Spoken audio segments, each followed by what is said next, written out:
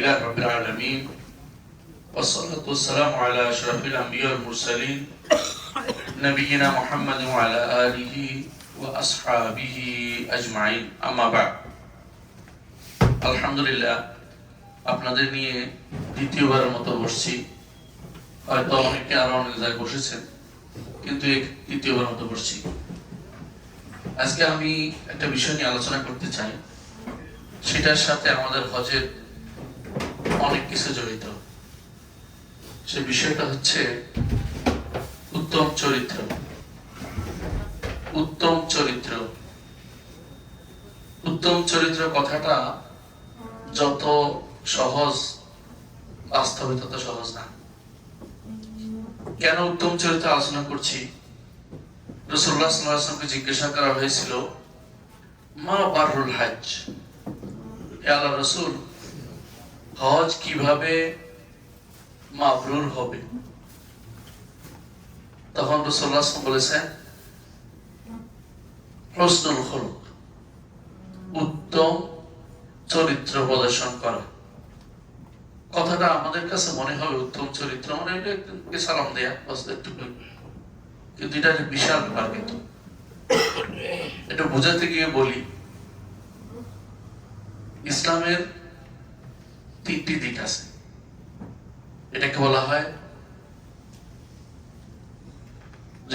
হয় ইসলামের অবজেক্ট। একটা হচ্ছে উত্তম,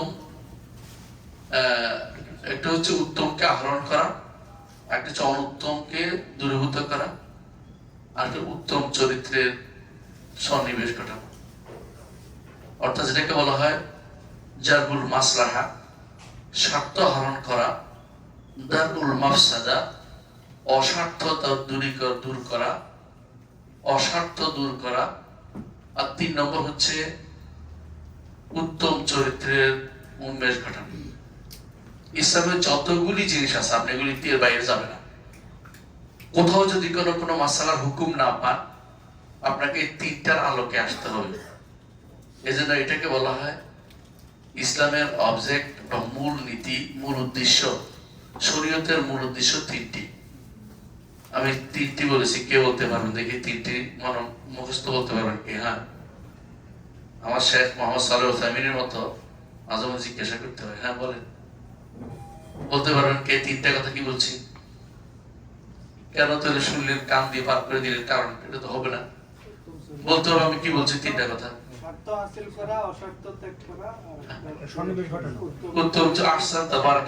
যাক, পিছনে বসলো একজন মানুষ, শুনছে, কান লাগিয়ে শুনছে, আমি চাচ্ছি স্বার্থ হাসিল করা, অস্বার্থ দূর করা, উত্তম চরিত্র উন্মেষ ঘটানো।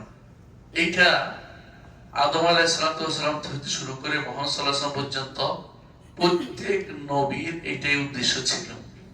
শরীয়ত যত আসছে সবগুলি উদ্দেশ্য ছিল। তবে দুটি জিনিস শরীয়তের 3টি অংশ থাকে, আমরা একটু দেখছি। এটা কি? আকীদা অংশ, শরিয়া অংশ, আখলাক অংশ। দুইটা কখনো পরিবর্তন হয়নি। একটা হচ্ছে আকীদা এবং আখলাক, এগুলি কোনো পরিবর্তনশীল জিনিস না। আর একটা হচ্ছে শরিয়া। শরিয়ার মধ্যে কিছু হচ্ছে স্থায়ী, কিছু অস্থায়ী। কিছু স্থায়ী নীতি আছে, কিছু অস্থায়ী নীতি আছে। স্থায়ী নীতিগুলি সবসময় ছিল। সালাত, সব নবীর সালাত ছিল, যাকাত ছিল, হজ ছিল, সাওম ছিল। পদ্ধতিগুলো অস্থায়ী ছিল, পদ্ধতিগুলি এক এক নবীর সময় এক এক রকম ছিল। তাহলে বোঝা গেল যে ইসলাম একটা স্থায়ী নীতি নিয়ে এসেছে, যেগুলোর মধ্যে আকীদাও স্থায়ী, আখলাকও স্থায়ী জিনিস। আখলাক কেন আমাদের ধারণ করতে হবে? আখলাক ধারণ করতে হবে এই জন্য যে কোরআন এবং সুন্নাহ আমাদেরকে আখলাক ধারণ করার নির্দেশনা দেয়া হয়েছে। যেমন একটা হাদিস বলি, জান্নাতে যাওয়ার একটা কারণ হচ্ছে আখলাক। রাসূলুল্লাহ সাল্লাল্লাহু আলাইহি ওয়াসাল্লাম বলেছেন, আনা যাঈমুন ফি বিবাইতিন ফি রাবাদিল জান্নাহ মান তারাকাল মিরাআ ওয়া ইন কানা মুহিক্কান। আমি জান্নাতের প্রান্ত দেশে একটি ঘরের জামিনদার হইলাম ওই ব্যক্তির জন্য যে ব্যক্তি নিজে হকের উপর আছে, তারপর ঝগড়া বন্ধ করে দিছে। কারণ এই হজের মধ্যে ঝগড়ার একটা বিষয় থাকে। সুতরাং ঝগড়া বন্ধ করে দিয়ে হক হলেও আপনার ছাড় দিয়েছেন, আপনার জন্য রাসূলুল্লাহ সাল্লাল্লাহু আলাইহি ওয়াসাল্লাম জান্নাতের প্রান্তে একটি ঘরের জামিনদার হচ্ছেন। সুবহানাল্লাহ।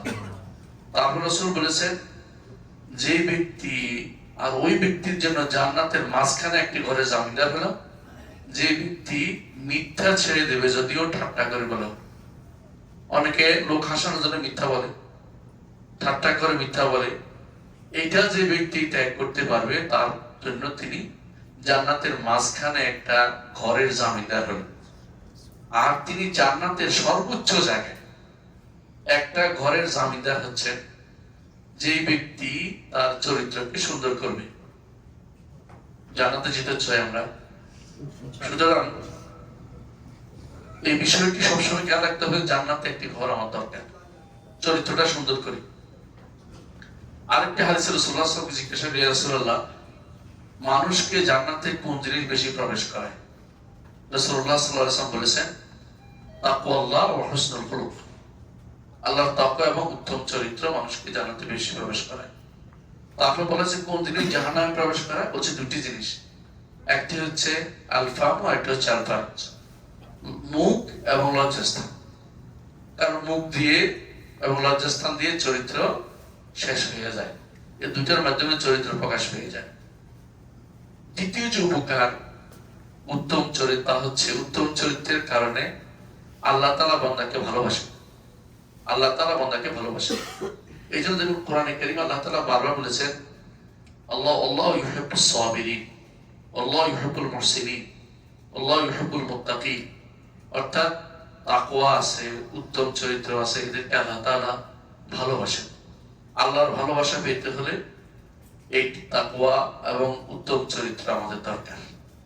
হাদিসে রাসূলুল্লাহ সাল্লাল্লাহু আলাইহি ওয়াসাল্লাম বলেছেন যে আল্লাহর কাছে সবচেয়ে প্রিয় বান্দা হচ্ছে আহসানুল খুলুকান, যার চরিত্র সবচেয়ে বেশি সুন্দর। ৩ নম্বর যে কারণে আমরা উত্তম চরিত্রের বিকাশ ঘটাবো তা হচ্ছে, রাসূলুল্লাহ সাল্লাল্লাহু আলাইহি ওয়াসাল্লামকে জিজ্ঞাসা করা হয়েছে, ইয়া রাসূলুল্লাহ, হাশরের দিন সবচেয়ে কাছে কারা থাকবে আপনার? তিনি বলছেন, যার চরিত্র সবচেয়ে সুন্দর। রাসূলুল্লাহ সাল্লাল্লাহু আলাইহি ওয়াসাল্লামের কাছে যদি থাকতে চান হাশরের দিন, জান্নাতে যদি তার কাছে থাকতে চান, তো আমাদের প্রত্যেককে চরিত্রকে সুন্দর করতে হবে। চতুর্থ যে কারণে আমাদেরকে আমাদের চরিত্রটা সুন্দর করতে হবে তা হচ্ছে, হাশরের দিন মিজানের মধ্যে উত্তম চরিত্রের চেয়ে ভারী আর কোনো কিছু হবে না। রাসূলুল্লাহ সাল্লাল্লাহু আলাইহি ওয়াসাল্লাম বলেছেন যে একজন ঈমানদার তার উত্তম চরিত্রের বিনিময়ে সারা রাত্রি দাঁড়িয়ে ইবাদতকারী এবং সারা দিন সওম পালনকারীর চেয়েও বেশি সওয়াব অর্জন করতে পারে। উত্তম চরিত্রটা আমাদেরকে উন্মেষ ঘটাতে হবে। এমনকি আরো একটি কারণে আমাদের উত্তম চরিত্র উন্মেষ ঘটা হচ্ছে, উত্তম চরিত্র প্রমাণ করবে যে আমার ঈমানটা পরিপূর্ণ। রাসূলুল্লাহ সাল্লাল্লাহু আলাইহি ওয়াসাল্লাম বলেছেন, তোমাদের মধ্যে তার ঈমান পরিপূর্ণ যার চরিত্র উত্তম। উত্তম চরিত্র। এবং কি রাসূলুল্লাহ সাল্লাল্লাহু আলাইহি ওয়াসাল্লাম আরেকটি কারণে বলছে, সেটা হচ্ছে রাসূলুল্লাহ সাল্লাল্লাহু আলাইহি ওয়াসাল্লামকে আল্লাহ তাআলা প্রেরণ করেছেন। তিনি বলেছেন কি জন্য প্রেরণ করেছেন? তিনি বলছেন, বুইসতু লিউতাম্মিমা মাকারিমাল আখলাক, আমাকে প্রেরণ করা হয়েছে যাতে উত্তম চরিত্রের উন্মেষ ঘটানো যায়, উত্তম চরিত্রকে মানুষের মধ্যে প্রচার প্রসার করা যায়। দেখুন, উত্তম চরিত্র আগেও ছিল, এর অর্থ হচ্ছে তিনি চেয়েছেন এটাকে পূর্ণতা দিতে, পূর্ণতা দিতে। রাসূলুল্লাহ সাল্লাল্লাহু আলাইহি ওয়াসাল্লাম তিনি তার জীবনে সবচেয়ে বড় সাইজ ছিল চারিত্রিক মাধুর্যতা, যার কারণে মানুষ ইসলাম গ্রহণ করেছে। আমরা অনেকেই এই জায়গা থেকে দূরে সরে যাচ্ছি। চারিত্রিক এই দিকটাকে আমাদের সামনে আসতে হবে। প্রিয় ভাইরা, চরিত্র কি জিনিস এটা বোঝার জন্য আগে মানুষকে চিনতে হবে। মানুষের বাহ্যিক একটা রূপ আছে, ভিতরে একটা রূপ আছে। বাহ্যিক রূপ যেমন কালো সুন্দর হতে পারে, ঠিক ভিতরগত রূপও দুইটা আছে। একটা হচ্ছে কদর্য, একটা হচ্ছে সৌন্দর্য। মানুষের বাইরের রূপটা আল্লাহ তাআলা রাসূলুল্লাহ সাল্লাল্লাহু আলাইহি ওয়াসাল্লাম বলেছেন, ইন্নাল্লাহা লা ইয়ানজুরু ইলা সুওয়ারিকুম ওয়ালা ইলা আজসাদিকুম। তোমাদের চেহারাও দেখবেন না আর তোমাদের শরীরের ঘটনা দেখবেন না, অন্তর দেখবেন, আমল দেখবেন।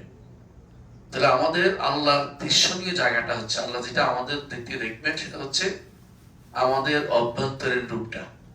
মানুষের অভ্যন্তরের রূপটাই হচ্ছে চরিত্র। মানুষের অভ্যন্তরের রূপটাই হচ্ছে চরিত্র। অভ্যন্তরের রূপটা যত সুন্দর হবে আল্লাহর কাছে আমরা তত বেশি প্রিয় হতে পারবো, আল্লাহর কাছে তত বেশি প্রিয় হতে পারবো। রাসূলুল্লাহ সাল্লাল্লাহু আলাইহি ওয়াসাল্লামের একটা ঘটনা দিয়ে উল্লেখ করতে চাই যে রাসূলুল্লাহ সাল্লাল্লাহু আলাইহি ওয়াসাল্লামের কাছে যখন আশাজ্জাল আব্দুল কায়েস আসলেন, ওনার আশাজ্জাল আসরি বলা হয় না, ওনার কপালে দাগ ছিল বলেই আশাজ বলা হতো, যাকে কাটা কাটা দাগ। তো সবাই যে দৌড়ে চলে আসছে রাসূলের কাছে, কিন্তু আশাজ আব্দুল কায়েস কি কিছু দেরি করছে, সমস্ত জিনিসগুলি বাঁধছে, ঘোড়াগুলো ওঁটগুলো বাঁধে তারপর আসছে। রাসূলুল্লাহ সাল্লাল্লাহু আলাইহি ওয়াসাল্লাম তখন তাকে বলেছিলেন, ইন্না ফীকা খাসলাতান ইউহিব্বুহুমুল্লাহ, ইন্না ফীকা খাসলাতান ইউহিব্বুহুমুল্লাহ। তোমার মধ্যে দুটি এমন চরিত্র আছে আল্লাহ দুটাকে অনেক বেশি পছন্দ করে। একটা হচ্ছে আল হিলম, একটা হচ্ছে আল আনাত। একটা হচ্ছে আল হিলম, হিলম অর্থ হলো সহিষ্ণুতা, সহিষ্ণুতা। আর হচ্ছে আল আনাত, ধীরস্থিরতা। সহিষ্ণুতা না থাকার কারণে আজকে পরিবারগুলি ভঙ্গ হয়ে যায়। বউর কথা স্বামী সহ্য করতে পারে না, স্বামীর কথা বউ সহ্য করতে পারে না, সন্তানের কথা বাবা সহ্য করতে না, বাবার কথা সন্তান সহ্য করতে পারে না। এক মহা বিপদে দাঁড়িয়েছে। পাশে কি বলতেছে, পাশের ভাই সহ্য করতে পারছে না, অথচ এটা আল্লাহ তাআলা পছন্দ করেন। এটা হচ্ছে উত্তম চরিত্রের একটা বিশাল জিনিস, আল হিলমু ওয়াল আনাত। আর আনাত তো ধীরস্থিরতা।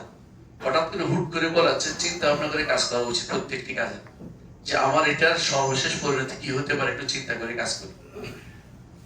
তখন তিনি বললেন যে ইয়া রাসূলুল্লাহ, আপনি যে দুটি গুণের কথা আমাকে বলেছেন, আল হিলমু ওয়াল আনাত, একটা সহিষ্ণুতা, একটা ধীরস্থিরতা, এই দুটি কি আমি অর্জন করেছি না আল্লাহ আমাকে দিয়েছেন? কঠিন প্রশ্ন। রাসূলুল্লাহ সাল্লাল্লাহু আলাইহি ওয়াসাল্লাম বললেন, আমার বিশ্বাস আল্লাহ তোমাকে এগুলি দিয়েছেন, আল্লাহ তোমার মধ্যে এগুলি দিয়ে দিয়েছে। এখন বলতে পারেন, তাহলে আল্লাহ দিলে আমরা কি করব? কাউকে দিছে কাউকে দেয় না, এরকম। এবারে মানুষ চার প্রকার। কাউকে আল্লাহ তাআলা উত্তম চরিত্র দিয়েছেন, সে আরো বাড়ানোর চেষ্টা আছে। এরা হচ্ছে সবচেয়ে শ্রেষ্ঠ মানুষ, এরা নীতিগতভাবে ভালো। এরা কারা একটু পরে বুঝতে পারবেন যখন আলোচনা আরো গভীরে যাবো আমরা ইনশাআল্লাহ। দ্বিতীয় হচ্ছে এমন লোক যাদেরকে আল্লাহ দেয় না কিন্তু তারা চেষ্টা করে যাচ্ছে, তাদেরকে আল্লাহ দেয় না তারা চেষ্টা করে যাচ্ছে। এরাও সওয়াব পেয়ে যাবে চেষ্টার কারণে, যে আমার চরিত্রটা সুন্দর করি, যেভাবে হোক। মুখে কথা এসে গেছে, আটকে দিছে, না বলবো না, আমার চরিত্র সুন্দর করা দরকার। 3 নম্বর আরেক শ্রেণী আছে, যাদেরকে আল্লাহ দিয়েছেন কিন্তু তারা এটাকে উৎকর্ষ করে নাই, তারা উৎকর্ষ করে নাই। তো এইটাও উৎকর্ষ করে নাই, তারা কোন রকম চলতে পারে কিন্তু তারা উত্তম মানুষ বিবেচিত হবে না। আরেক শ্রেণী আছে, তাদেরকে আল্লাহ তাআলা উত্তম চরিত্র অধিকারী করে নাই, তারা চেষ্টাও করে না। এরা কাফের ছাড়া কেউ হতে পারে না। ঈমানদার এই খাসলত কখনো তার মধ্যে থাকতে পারে না। ঈমানদার উত্তম চরিত্র কিছু একটা তার থাকবেই। কারণ আপনি একটু বলে বুঝবেন যখন চরিত্র কাকে বলে আলোচনা করবেন ইনশাআল্লাহ।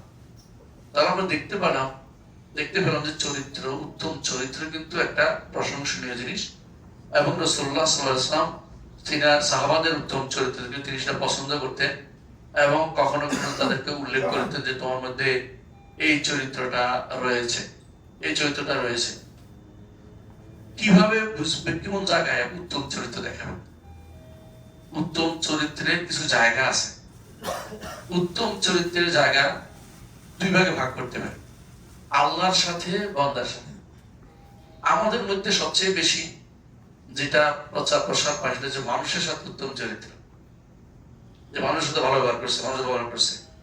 অনেকে যারা ইউরোপ আমেরিকা যায় তারা পাগল হয়ে যায় ইউরোপ আমেরিকার সুন্দর আচরণ দেখে, যে ওরা মানুষের সাথে, আমার সাথে কত ভালো ব্যবহার করছে।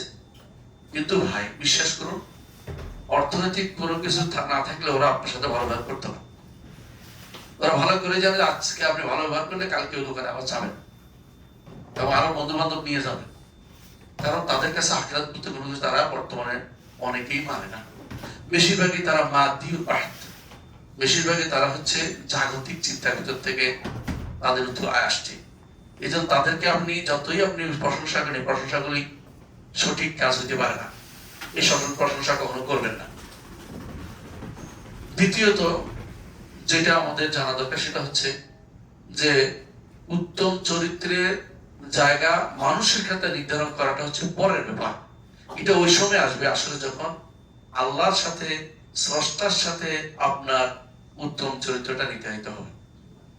মানুষের সাথে যদি কোনো কিছু উত্তম চরিত্র নাও হয়, হয়তো কোনো কারণে আপনার সব কম হোক, কিন্তু স্রষ্টার সাথে যদি কোনো আপনার উত্তম চরিত্র নির্ধারিত না থাকে, না হয়, আপনি সবচেয়ে বেশি ক্ষতিগ্রস্ত হবেন। খালেকের সাথে একটা উত্তম চরিত্র দেখানো দরকার, আর মাখলুকের সাথে একটা উত্তম চরিত্র দেখানো দরকার। স্রষ্টার সাথে কিভাবে উত্তম চরিত্র হবে, আমি কয়েকটা উদাহরণ দিচ্ছি। 3টা কাজ করলে আপনার আল্লাহর সাথে উত্তম চরিত্র আপনার হবে। 3টি কাজ করলে আল্লাহর সাথে, স্রষ্টার সাথে আপনার চরিত্র উত্তম বলে বিবেচিত হবে। 1 নম্বর হচ্ছে আল্লাহ তাআলা যে সমস্ত সংবাদ দিয়েছেন সেগুলিকে সত্য বলে বিশ্বাস করবেন। আল্লাহ কি সংবাদ দিয়েছে? যে কেউ যদি কোনো হজ্জে মাবরুর করে তার সমস্ত গুনাহ মাফ হবে, জান্নাত পাবে। আল্লাহ সংবাদ দিয়েছেন, যত রকমের সংবাদ দিয়েছেন, সমস্ত সংবাদকে আপনি মন থেকে নিয়ে নিয়েছেন। কেন? আল্লাহ তাআলা সত্য বলেন, ওমান আসদাকু মিনাল্লাহি কিলা ওমান আসদাকু মিনাল্লাহি হাদিসা। আল্লাহর চেয়ে সত্যবাদী আর কেউ নাই, তিনি শুধু সবকিছু সত্য বলেছেন। একটা উদাহরণ দিই, বুঝতে পারবেন। রাসূলুল্লাহ উদাহরণ দিয়েছেন, কি উদাহরণ দিয়েছেন? একটা উদাহরণ তিনি বলেছেন, তিনি বলেছেন সহিহ বুখারীতে আসছে যে ডাক্তার সাহেবরা থাকলে এখানে আছেন অনেকে, হয়তো তাদের ইঙ্গিত করে বুঝাচ্ছি যে তিনি বলেছেন যে মাছির এক ডানাতে আরোগ্য আছে, আরেক ডানাতে রোগ আছে। আপনাকে এটা বিনা বাক্য ভয়ে বিশ্বাস করতে হবে। আপনি যদি মনে করেন যে আমি তো পরীক্ষা করে দেখলাম খুঁজে পাইলাম না, আমি তো খুঁজে পাচ্ছি না, তাহলে আপনি কিন্তু ইমানদার হতে পারেন নাই এবং আল্লাহর সাথে চরিত্র, উত্তম চরিত্র দেখাতে পারেন নাই। আল্লাহর বিধানের সাথে উত্তম চরিত্র আপনার আসে নাই। আপনাকে ঈমান আনতে হবে, এটাই সত্য। যতদিন সময় যায়, এক সময় হয়তো এটা প্রকাশ পাবে। এখন আমার কাছে প্রকাশ নাও পেতে পারে। জগতের কত কিছু আমার অজানা রয়েছে, এটা যা আমি জেনে গেছি এমনটি দাবি করা আমার জন্য কোনোভাবেই শোভনীয় না। সুতরাং আমি না জানলে না জানতে পারি, কিন্তু তিনি রব্বুল আলামিন আমাকে এমন জিনিস জানিয়েছেন যে জিনিসটা সত্য, তার নবীর মাধ্যমে জানিয়েছেন যে সত্য হতে পারে, সত্য। আমার বিজ্ঞান ভুল হতে পারে, কিন্তু তার কথার মধ্যে কোনো নড়চড় হবে না, তার কথার মধ্যে নড়চড় হবে না। আপনি বিশ্বাস করেন, এটা যদি কোনো কেউ মেনে নেয়, তাহলে কিন্তু সে আর তথাকথিত বর্তমানে যারা কোরআন, আহলে কোরআন নাম দিছে একটা গোষ্ঠী, কোরআনিস্ট হবে না। সে বলবো যে আমার রবের কথা সত্য, আমার রাসূলের কথা সত্য, না হলে আমি আল্লাহর সাথে উত্তম চরিত্র দেখাতে পারছি না।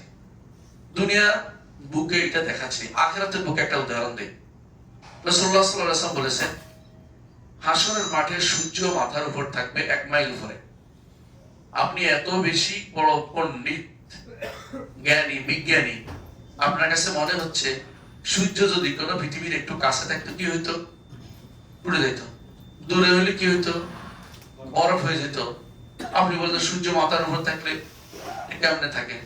এই কেমনে থাকে বলার কারণে আপনি ঈমান নাই, 1 নম্বর কারণ।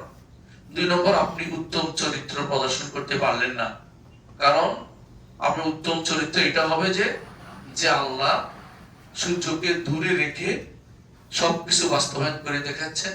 হাসরের দিন সে আল্লাহ কাছে রেখেও তিনি সেভাবে বাস্তবায়ন করবেন। এভাবে কোনো এখানে সন্দেহ করার কোনো কিছু নেই। হাদিসে আছে, কোরআনে কারীমে আছে, রাসূলুল্লাহ সাল্লাল্লাহু আলাইহি ওয়াসাল্লাম বলেছেন, ওয়া নাহশুরুহু ইয়াওমাল কিয়ামাতি আলা উজুহিহিম তাদেরকে তাদের চেহারার উপরে হাঁটাবো, হাসর করব। আপনি বড় বৈজ্ঞানিক, বুঝছেন তো চেহারার উপরে হাঁটে কেমনি, কিন্তু আপনি অন্য প্রাণীকে দেখেন না চেহারার উপর হাঁটছে, চোখে দেখেন না। আপনার কাছে সন্দেহ লাগতেছে, আপনার কিন্তু ঈমান নাই। আপনার ঈমান আনতে হবে যে আল্লাহ আমাকে পায়ের উপর হাঁটাতে শিখিয়েছেন, সে আল্লাহ আমাকে উল্টা দিকেও হাঁটাবেন। কেন? অপমান করার জন্য যাকে তিনি ইচ্ছা করেন তাকে, সবাইকে না।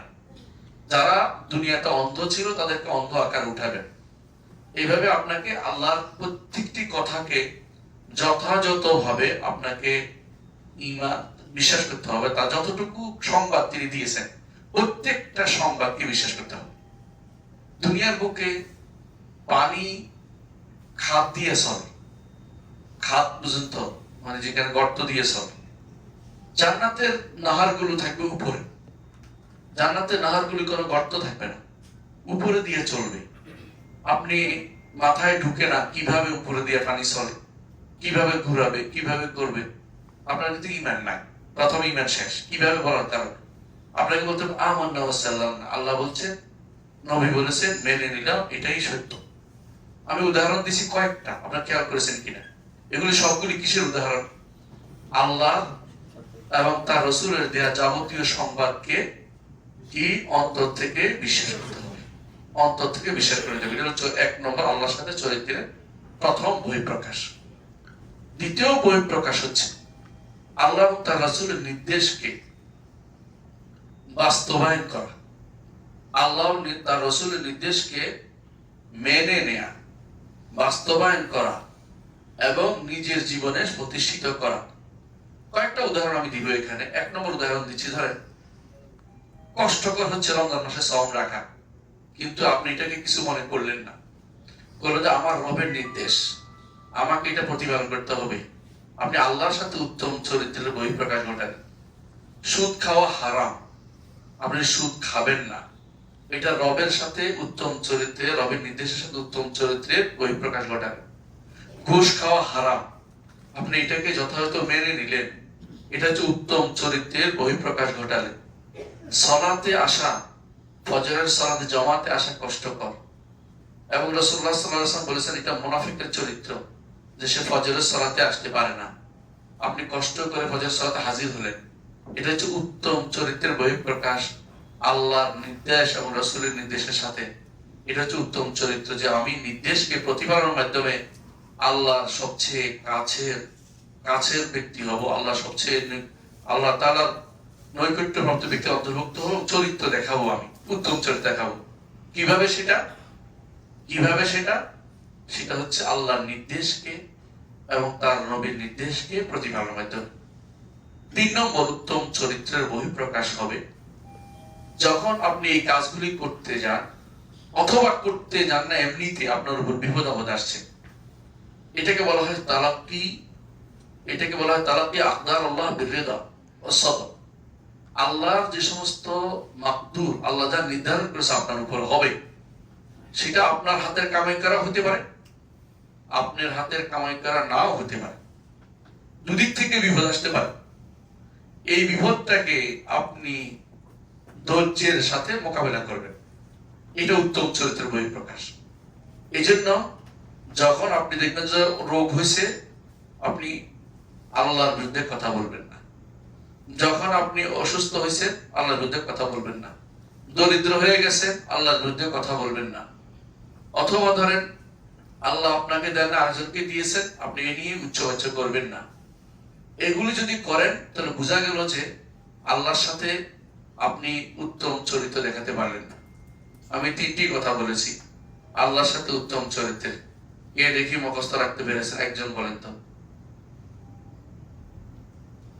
একজন নাই। আল্লাহ যা সংবাদ দিয়েছেন তা বিশ্বাস করা। আচ্ছা, দ্বিতীয়, আল্লাহ যা নির্দেশ দিয়েছেন তা বাস্তবায়নে যাওয়া। হ্যাঁ, 3 নম্বর বিপদ আপদে ধৈর্য ধারণ করা। আচ্ছা, তাবারাকাল্লাহ ফিক। এই 3টি জিনিস অবশ্যই আমাদেরকে আল্লাহর সাথে উত্তম চরিত্রে প্রমাণ হচ্ছে এগুলো। এবং এইটা যদি আপনি করতে পারি, আমরা করতে পারি, তাহলে আমরা বলতে পারি জান্নাতে যাওয়ার জন্য আমাদের সিদ্দিকীনদের দরজায় পৌঁছে গেছেন আপনি, এত উঁচু দরজায় আছেন আপনি। কারণ যারা বিশ্বাস করে জান দিয়ে দেয়, এরা কোন দরজা আপনি বিশ্বাস করেন? আল্লাহ বলছে মরলেই জান্নাত, শহীদ যারা, এরা কিন্তু বিশ্বাস করে জানটা দিছে। জান কিন্তু সবাই দিতে পারে না। সম্পদ বেসে থেকে করিডোরে যান টাকার জন্য, একদিন দুই দিন থাকার জন্য, অনেক সময় দেখা যায় 1 সপ্তাহ 2 সপ্তাহ বাতাস দিয়ে রাখে মানুষদেরকে হাসপাতালে, যে কৃত্রিম শ্বাস প্রশ্বাস চালু রাখতেছে। মরতে তো চায় না কেউ, কিন্তু যেই ব্যক্তি, ওই ব্যক্তি মরতে চায়, যে ব্যক্তি বিশ্বাস করে মরার পরেই জান্নাত। কত বড় তার নির্দেশকে বিশ্বাস করে বসে আছে। ওই ব্যক্তি দান করতে পারে যে ব্যক্তির বিশ্বাস টাঙ্গা আছে, যে দান করা মাত্রই আল্লাহর হাতে দিয়ে দিলাম, আর আমার হাতে থাকলে এটা খরচ হয়ে গেল। আল্লাহর হাতে দিয়ে দেওয়া মানে তিনি বাড়িয়ে তুলবেন এবং আমি এটা আখেরাতে পাবো। আর যদি কোনো এইটা তিনি এই কথা মনে করেন যে যাক দিলাম, আর কয়টা টাকা ছিল ভাঙ্গা ছিঁড়া কয়টা টাকা ছিল, কেউ নিবে না, এটা ওরা দিয়ে দিলে হাত বিদা খালি হয়ে গেল, ভাঙতি পয়সা থেকে মুক্ত হইল, এই জাতীয় চিন্তা ভাবনা করলে কিন্তু সব পেলেন না। কারণ আপনি তখন নিজেকে একটা বিপদ মুক্ত করার জন্য এটা করেছেন, আল্লাহকে খুশি করার জন্য করেন নাই। আল্লাহ যেন বলছেন লান তানালুল বিররা হাত্তা তুনফিকু মিম্মা তুহিব্বুন। পছন্দনীয় জিনিসকে দিতে হবে আল্লাহর জন্য, অপছন্দনীয় জিনিস যেটা চোখ বুঁদে থাকবে সেটা দিও না। আল্লাহ কোরআনে কারীমে উল্লেখ করেছেন ওয়ালাস্তুম বিআখিজি, নিজেরা গ্রহণ করতে না কিন্তু অন্যকে দিতে, এটা তোমার খুব পছন্দ, যেটা নিচু মানের জিনিস দিতে। বিশেষ করে আমাদের দেশে যারা যাকাতের জন্য কাপড় দেয়, যাকাতের কাপড় কারা বানায়? ওরা কত নিকৃষ্ট লোক, যাকাতের আলাদা কাপড় বানাচ্ছে। কেন যাকাতের আলাদা কাপড় বানাচ্ছে? নিজেরা তো এটা নিবে না, নিজেরা তো বউকে এটা পরাবে না, নিজে এটা তো ব্যবহার করবে না, কিন্তু আরেকজনকে কেন দিচ্ছে? কারণ সে মনে করছে যে কোনো মূল্যে আমি আমার দায়িত্ব খালাস করতে চাচ্ছি, আল্লাহকে ভালোবেসে দেওয়ার ক্ষেত্রে সেটা পছন্দ করছেন। অনুরূপ ভাবে যারা আমাদের অনেকেই দেখবেন যে যখন যাকাতুল ফিতর আসে তখন তারাও এরকম বুদ্ধি শুদ্ধি করে। যাকাতুল ফিতর দেওয়ার সময় দেখবেন যে সবচেয়ে কম দামটা দিতে রাজি হয়, বেশি দিতে রাজি হয় না, অর্থাৎ শরীয়ত সুন্নাহ মতো দিতে, যেখানে একটু ছাড় পায় সেখানে দিতে রাজি হয়। আবার দেখেন কোরবানির সময় অনেকে আছে, আপনার হয়তো শহরে থাকেন, অনেকে আছে গ্রামে গরু পালতেছে, গরু যেটা একবারে মরে যাচ্ছে, এটা কোরবানি দিবে সিদ্ধান্ত নেয়, এবার এটা আবার কোরবানি দিতে হবে। কেন? আল্লাহ তাআলার জন্য সুন্দরটা না দিয়ে আপনি খারাপটা দিচ্ছেন কেন? আল্লাহকে গোস্ত তো আপনি খাবেন, কিন্তু আপনি আল্লাহর জন্য সুন্দরটা চোখে লাগে না কেন? কিন্তু আবার দেখানোর জন্য মানুষকে দিচ্ছেন, আল্লাহর জন্য নির্ধারণ করছেন না। এসবই কিন্তু আল্লাহর সাথে উত্তম চরিত্র রক্ষার অন্তরায়। আল্লাহর সাথে উত্তম চরিত্র রাখতে হলে আপনাকে যা যা বলেছেন কোরআন এবং সুন্নাহ, আল্লাহ বলেছেন, রাসূল বলেছেন, সত্য বলেছেন, বিশ্বাস করে নিলাম। আল্লাহ এবং রাসূল বলেছেন সেটাকে আমার প্রতিপালন করতে হবে, মেনে নিলাম, এটাকে আমার বাস্তবায়ন করতে হবে। 3 নম্বর, এইটার পথে আল্লাহ এবং রাসূলের এটা সত্য বলে বিশ্বাস করা এবং বাস্তবায়নের পথে যত বিপদ আপদ হবে অথবা এমনি যত বিপদ আপদ হবে সবগুলোতে আমি চরম ধৈর্য দেখানো। কিরকম ধৈর্যের ব্যাপার? আপনারা জানেন যে বিপদ আসলে অনেকগুলো সুন্নত আছে একজন মানুষের। প্রথম সুন্নত হচ্ছে যে তার মুখে এমন কিছু না বলা যা আল্লাহ তাআলা অসন্তুষ্ট হবে, 1 নম্বর সুন্নত। 2 নম্বর সুন্নত হচ্ছে আলহামদুলিল্লাহ আলা কুল্লি হাল বলা, সর্ব অবস্থা আলহামদুলিল্লাহ বলা। 3 নম্বর সুন্নত হচ্ছে যে আল্লাহ যাতে খুশি আমি তাতে খুশি, এটা বলা। 4 নম্বর হচ্ছে আল্লাহর কাছে এর চেয়ে উত্তম কিছু চাওয়া, যে আল্লাহ তুমি এটা দিয়েছ, আমি উত্তম কিছু চাই, আর চেয়ে উত্তম কিছু চাই, এই বিপদের চেয়ে উত্তম আপনি দিতে পারেন, আপনি আমাকে দেন। এই সুন্নত গুলো কিন্তু আমাদের রক্ষা করা উচিত বিপদ আপদের মধ্যে। এগুলো হচ্ছে আল্লাহর সাথে সম্পৃক্ত, রেদা বল কাদা, আল্লাহর ফয়সালা আমি সন্তুষ্ট, এটা প্রচার করতে হবে যে আল্লাহ ছাড়া আমি সন্তুষ্ট হব। মুহাম্মদ রাসূলুল্লাহ সাল্লাল্লাহু আলাইহি ওয়াসাল্লাম তার ছেলে ইব্রাহিমকে কোলে নিয়েছেন। ইব্রাহিম দুনিয়া থেকে চলে যাচ্ছে, তিনি চোখের পানি ফেলছেন, কিন্তু বলছেন ইব্রাহিম তুমি চলে যাওয়াতে আমি ব্যথিত, কিন্তু আমার রব অসন্তুষ্ট হয় এমন কিছু বলবো না। এই জন্য কি ছিঁড়া, জামা ছিঁড়া নিষেধ, হাত বিত্তিস করা নিষেধ, জমিনে বা হাত দিয়ে বাড়ি দেওয়া নিষেধ, এগুলি শরীয়ত অনুমোদিত বিষয়। এগুলি হচ্ছে আল্লাহর সাথে উত্তম চরিত্রের বিরোধী কাজ। এ হচ্ছে উত্তম চরিত্র যেটা রাখতেই হবে আল্লাহর সাথে। মানুষের সাথে উত্তম চরিত্র কিভাবে রাখবেন আমি কয়েকটি উদাহরণ দিই, বাকিটা আপনারা বুঝে নেবেন। হাসান বসরি রাহমাতুল্লাহ আলাইহি বলেছেন মানুষের সাথে উত্তম চরিত্রের 3টি ক্ষেত্র আছে। 1 নম্বর ক্ষেত্র হচ্ছে কাফুল আদা, কষ্ট দেয়া। কাফুল আদা, কষ্ট দেয়া বন্ধ করতে হবে। অর্থাৎ আপনি কাউকে কষ্ট দিবেন না, আপনি কাউকে কষ্ট দিবেন না, এমনকি প্রাণীকেও না। আপনারা জানেন যে একটা প্রাণীকে, বিড়ালকে আটকে রাখার কারণে এক মহিলাকে শাস্তি দেওয়া হচ্ছে। রাসূলুল্লাহ সাল্লাল্লাহু আলাইহি ওয়াসাল্লাম দেখেছেন, তিনি স্বপ্নের মেরাজে দেখেছেন, যে রাসূলুল্লাহ সাল্লাল্লাহু আলাইহি ওয়াসাল্লাম দেখেছেন একটা বিড়ালকে আটকে রাখা হয়েছিল, খাবারও দেয় নাই, ছাড়িও দেয়। আমাদের দেশে বিড়াল পালার যে একটা নজির আছে, এটা কিন্তু ইসলামে এইভাবে নির্দেশ নাই। বিড়াল আসলে খাবে না, ছেড়ে দিবে, তারপর সে চলে যাবে। কিন্তু অনেকে আছে বাড়াবাড়ি পর্যায়ে একেবারে বিড়ালকে নিয়ে শুইতে হবে, খাওয়াতে হবে, গোসল দেওয়াতে হবে, এই জাতীয় অতিরিক্ত কাজগুলো ইসলামের শরীয়ত অনুমোদন করে না। ঠিক অনুরূপ আছে কিছু অনেকে আছে প্রাণীকুলের মধ্যে কাক একটা ধরে বা কুকুর গুগু একটা ধরে ফালতেছে। কি জন্য আপনি এগুলো ফালতেছেন? হয় খাবেন নয় ছেড়ে দিবেন। এগুলি তার খাবার আল্লাহ তাআলা তার জন্য বিশেষ ব্যবস্থাপনা করবে। আপনার জন্য আপনি এগুলিকে লালন পালন করতে পারেন না, এগুলো বলে না শরীয়ত, এগুলো লালন পালন করতে বলে নাই। আপনি যদি দিতেছেন, অনেক মানুষ আছে যারা খাবার পায় না, সেখানে দেন। কিন্তু আপনি ঘরের ভিতরে পুরোটাই পোষা কুকুর আর পোষা পাখি দিয়ে ভরাই ফেলছেন। এটা কোন ধরনের, এটা কোন বিলাসিতা? এটা কে বলেছে আপনাকে সেটা করতে? এগুলি ইসলামিক নীতির ভিতরে পড়ে না। আমি অনেককে দেখে জানি এটা। আমি একজন বিশাল ভাই একেবারে দিন রাত বাইরে ঘুরে বেড়ায়, যে বলে কাটি নিয়ে চলে, উনি আমাকে বলতেছেন যে ওনার ওয়াইফ কুকুরটা ঘরে না রাখলে ওনার ওয়াইফ থাকবেই না বাড়িতে। মানে এমন অবস্থা দাঁড়িয়েছে, কুকুর ঘরে তুলতে হবে। তা আমি বললাম যে কুকুর আপনার চেয়ে বেশি প্রিয় হয়ে গেল, আপনি রাস্তা রাস্তা না হেঁটে ঘরে থাকেন, তো উনি ঘরে আর কুকুর রাখবে না। কুকুর ঘরে তোলা তো শরীয়ত অনুমোদিত না। যত কুকুরে ভালোই হোক না কেন, কুকুর ঘরে থাকা যাবে না, কুকুরকে বাইরেই রাখতে হবে। যারা কুকুরকে নিয়ে শুয়ে থাকে ওরা সবচেয়ে নিকৃষ্টতম জীব। এরা প্রাণীকুলের চেয়েও খারাপ। এরা প্রাণীকুলেরকে মাটি হইতে বলা হবে, এদেরকে এর বিনিময়ে গুনাহ হবে, এদের শাস্তি হবে, কারণ তারা রাসূলের নির্দেশকে অমান্য করেছে। রাসূলুল্লাহ সাল্লাল্লাহু আলাইহি ওয়াসাল্লাম বলেছে কুকুর যদি ঘরে থাকে প্রতিদিন 1 কিরাত পরিমাণ সওয়াব কমে যায়। তাহলে আপনি এমন কাজ কেন করবেন যেগুলো অনুমোদিত না? মোট কথা কষ্ট দিবেন না ঠিক, কিন্তু তাই বলে কষ্ট না দেওয়ার বিপরীতে গিয়ে আবার বাড়াবাড়ি করে এমন কাজ করে বসবেন না যেটা ইসলাম অনুমোদন করে না। কোন প্রাণীকেও ইসলাম কষ্ট দিতে বলে না। আপনারা ভালো করে জানেন যে রাসূলুল্লাহ সাল্লাল্লাহু আলাইহি ওয়াসাল্লামের দরবারে একবার একজনে বাচ্চা নিয়ে এসেছে এক পাখির। রাসূল কিন্তু হাদিসটা রাসূল বলেছেন বাচ্চা নিয়ে আসার কারণে পাখিটা আসে চিৎকার করছিল, অর্থাৎ তারা পাখিটা ডানা ঝাপটাচ্ছিল। রাসূল তখন বললেন যে কে এই পাখির প্রাণীগুলিকে কষ্ট দিয়েছে, এগুলিকে তার জায়গায় পৌঁছে দাও, কারণ এগুলি খাওয়ার মতো হয়নি, অথবা খাইলে ভালো ছিল, কিন্তু বেহুদাদের কষ্ট দেওয়ার কোনো অধিকার কারণ নাই। তাহলে বিনা কারণে আবার বাচ্চাদের উপর কিয়াস করে না, নোগায়ের যেটা করেছে, নোগায়ের তো বাচ্চাদের ব্যাপার, বাচ্চাদের উপরে কোনো বড়দের কিয়াস করতে হয় না। ছোট বাচ্চাদের কোনো কর্মকাণ্ডের উপর বড়দেরকে কিয়াস করাটা অন্যায়, এটা করবেন না। সুতরাং আমি যেটা বলতে চাচ্ছি যে প্রথম কাজ হবে কাফুল আদা, কাউকে কষ্ট দিবেন না। দেখুন রাসূলুল্লাহ সাল্লাল্লাহু আলাইহি ওয়াসাল্লাম বলেছেন কোন দিন বিদায় হজের ভাষণে এই মক্কাতে তিনি বলেছেন তোমাদের রক্ত, তোমাদের সম্পদ, তোমাদের সম্মান এ হারাম করা হয়েছে একে অপরের উপরে। যেভাবে এই দিনটি হারাম, এই মাসটি হারাম, এই শহরটি হারাম। বুঝছেন তো? হারাম মানে বুঝছেন তো? এই হারাম অর্থ সম্মানিত। মসজিদ হারাম অর্থ কি?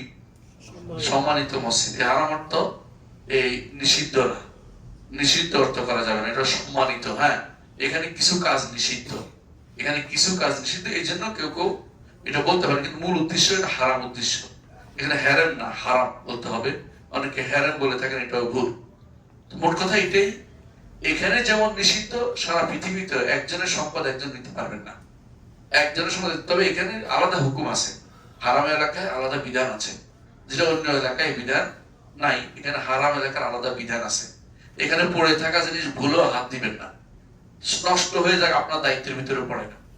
ওখানকার প্রতিনিধি যারা এখানকার জনপ্রতিনিধি আছে ওরা নিবে, লোক আছে যারা চাকরিজীবী আছে নির্দিষ্ট, ওরা নিউটে নিবে। আপনি উঠাতে চেষ্টা করবেন না, হারাম এলাকার পড়ে থাকা কোনো জিনিস হাতে উঠিয়ে নেওয়া বৈধ নয়, তুলে নেওয়া জিজ্ঞাসা করা বৈধ নয়। আপনার দায়িত্ব পড়বে না, হারাম এলাকায় পড়ে থাকবে। এটা হারামের বাইরে যে সব জায়গা, সেখানে শুধুমাত্র আপনি তুলে বলতে পারবেন যে এটা কার, আমি পেয়েছি, বা ঘোষণা দিতে পারবেন। হারাম এলাকার ওই পণ্ডিতি করে ঘোষণা দেওয়ার অধিকার আপনার নাই, ওটা করতে পারবেন না, এটা ইসলাম অনুমোদন করে না। হারাম এলাকায় স্পেশাল হারাম এটার নাম। তাই হোক, যেটা বলছিলাম যে আপনি কারোর প্রতি খারাপ ব্যবহার করতে পারবেন না, বিশেষ করে পিতা মাতার প্রতি খারাপ ব্যবহার চলবে না, বন্ধু বান্ধবদের প্রতি খারাপ ব্যবহার চলবে না, শিক্ষকদের প্রতি খারাপ ব্যবহার চলবে না, পাড়ার প্রতিবেশীর প্রতি খারাপ ব্যবহার মানে আরো খারাপ জিনিস। সেই ঘটনা আপনারা জানেন, রাসূলুল্লাহ সাল্লাল্লাহু আলাইহি ওয়াসাল্লাম এক পড়োশী প্রতিবেশী কষ্ট দিত। আমরা কিন্তু এখন প্রতিবেশী হিসেবে থাকি রুমে রুমে, এবং একই রুমেই মানুষ কিন্তু পাশাপাশি 2-3 জন থাকে, প্রতিবেশী হিসেবে বলতে পারে। কি করেছে, বলছে যে ইয়া রাসূল আমাকে খুব কষ্ট দেয় প্রতিবেশী। রাসূল কি বলেছেন, না শুনলে তুমি তোমার কাপড় চোপড় নিয়ে রাস্তায় নেমে দাও, রাখে দাও, সবকিছু নিয়ে রাস্তায় নেমে যাও। তো মানুষ জিজ্ঞাসা করলে কি হচ্ছে, কেন তুমি রাস্তায় নামেছো, আমার প্রতিবেশী আমার কষ্ট দেয়। ওই লোক শুনে তাড়াতাড়ি করে বলছে আমি আর তোমাকে কষ্ট দিব না, কারণ সারা দুনিয়া হয়ে যাবে কিছুক্ষণের মধ্যে। এখন যেমন ফেসবুকে দিয়ে দেওয়ার মতো অবস্থা আর কি। এই জন্য জালেমের বিরুদ্ধে যখন প্রতিকার পাওয়া যায় না, তখন সে বলা যায় আছে বলে। জালেমের বিরুদ্ধে প্রতিকার পাওয়া যায় না, তখন সেটা মুখ ফুটে বলা ইসলাম জায়েজ মনে করে, জায়েজ আছে। এখান থেকে এই আমরা মানহাজ এটা পাই যে অবশ্যই জালেমের বিরুদ্ধে কথা বলা যাবে, জালেমের বিরুদ্ধে কথা বলা যাবে। মোট কথা এটাই, রাসূলুল্লাহ সাল্লাল্লাহু আলাইহি ওয়াসাল্লাম আমাদেরকে প্রতিবেশীর প্রতিও ভালো ব্যবহার করতে বলেছেন।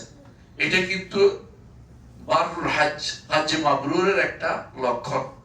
রাসূলুল্লাহ সাল্লাল্লাহু আলাইহি ওয়াসাল্লামকে জিজ্ঞাসা করা হয়েছে হজ্জে মাবরুর কি, তিনি বলছেন হুসনুল জিওয়ার, উত্তম পড়োশীপনা।